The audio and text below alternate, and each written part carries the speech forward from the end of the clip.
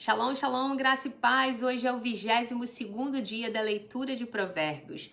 O bom nome, a reputação, o caráter, algo que até pouco tempo era muito estimado e considerado, mas que na era pós-moderna foi um pouco esquecido, é a instrução que abre esse capítulo.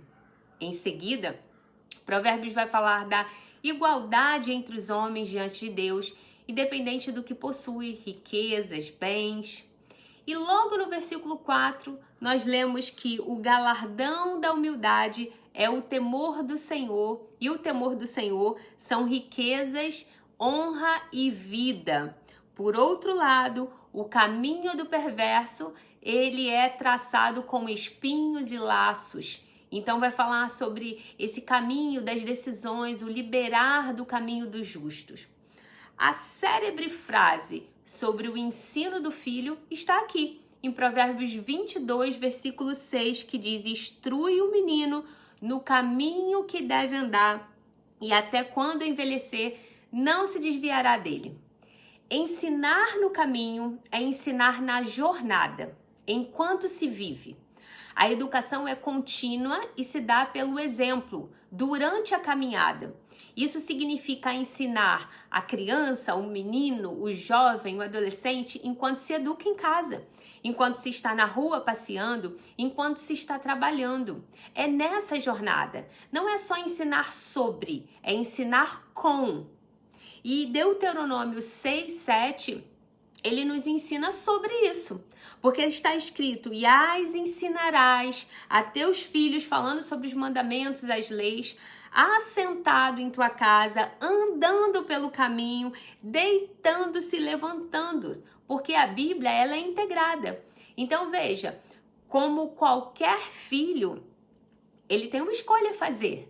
O que a palavra nos garante é que o Espírito Santo fará essa criança, esse adolescente ou na juventude lembrar de tudo que ele foi ensinado. E então, no versículo 15, a instrução é sobre a correção do filho, quando explica que a vara da disciplina afasta a insensatez do coração da criança. Aqui, no versículo 7 a 9 tem um cunho financeiro agora. Lembrando que quem toma emprestado fica servo de quem empresta. E que a colheita vai ser proporcional à semente de perversidade. Como aquele que dá ao pobre será abençoado por causa da sua forma de enxergar. Mais um versículo aqui a gente vai ver nesse provérbio direcionado à mulher. E é o versículo de número 14, mas trata da mulher adúltera, que sua boca é uma cova profunda. A cova é um buraco, onde alguém pode ficar preso, com dificuldade de sair.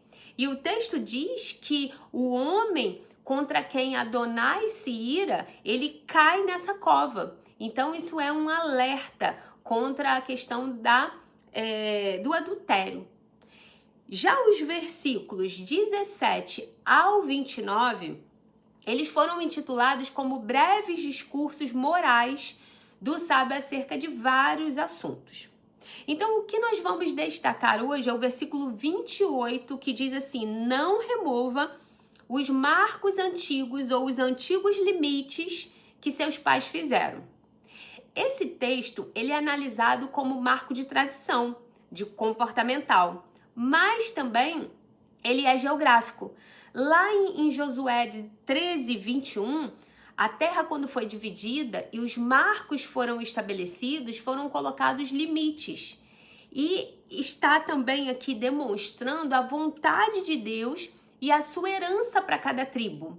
Então, culturalmente, a expressão limites antigos é uma referência às pedras que designavam as divisas das propriedades das pessoas. Essas divisas, elas eram consideradas sagradas no mundo antigo.